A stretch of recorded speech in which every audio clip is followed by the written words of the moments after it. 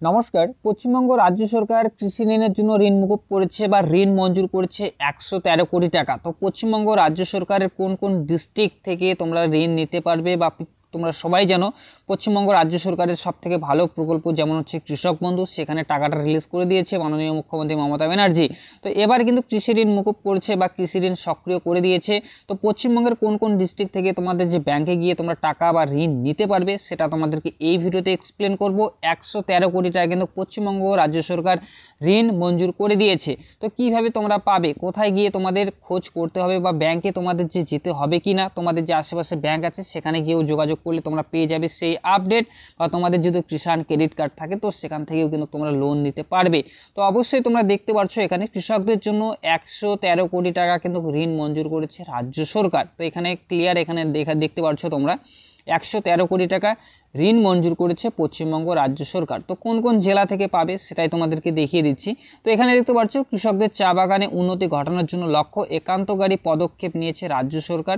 Jalpaiguri central cooperative ব্যাংকের উদ্যোগে 113 কোটি টাকা কিন্তু ঋণ মঞ্জুর করেছে পশ্চিমবঙ্গ রাজ্য সরকার, যা ইতিমধ্যেই কৃষকদের বন্টন শুরু হয়ে গেছে।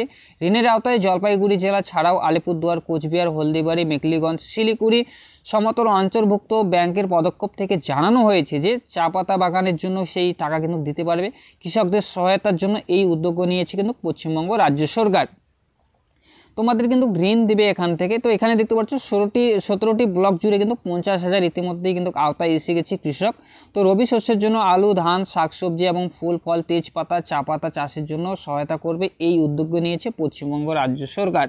কৃষকদের নতুন দিশা। তো এখানে কি বলেছে সেটা তোমাদেরকে দেখিয়ে দিচ্ছি। নিচে চলে আসছি। জলপাইগুড়ি জেলার কৃষিক্ষেত্রে আলু চাষ একটা গুরুত্বপূর্ণ ভূমিকা। তো সেক্ষেত্রে তোমরা অবশ্যই সেখানে তোমাদের আলু চাষের জন্য তোমরা ঋণ নিতে পারবে যদি তোমাদের কিষাণ ক্রেডিট কার্ড থাকে বা 1.5 একর বা 3 একর যদি তোমাদের জমি থাকে, সর্বোচ্চ তোমরা 1 লাখেরও বেশি কিন্তু সেখান থেকে লোন নিতে পারবে। তো এখানে ব্যাংকের চেয়ারম্যান কি বলেছে, জলপাইগুড়ি সেন্ট্রাল কোঅপারেটিভ ব্যাংকের চেয়ারম্যান সৌরভ চক্রবর্তী জানিয়েছে, মাননীয় মুখ্যমন্ত্রী মমতা ব্যানার্জি সর্বদা কৃষকদের পাশে থাকে। নতুন এক দিশা, ঋণ প্রদানের পরিমাণ বাড়িয়ে 113 কোটি টাকা উন্নতি করা হয়েছে।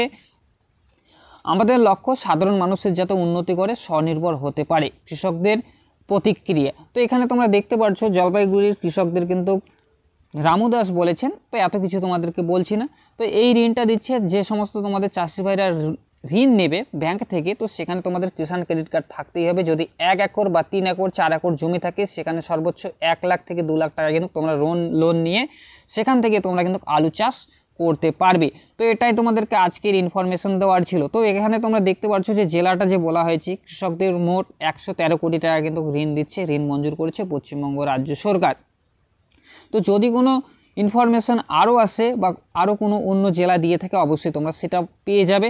চ্যানেলে যদি তোমরা নতুন হয়ে থাকো প্লিজ চ্যানেলটি সাবস্ক্রাইব করে বেল আইকন অন করে পাশে থাকবে। চলো ফিরছি আরও একটা নতুন ভিডিও নিয়ে।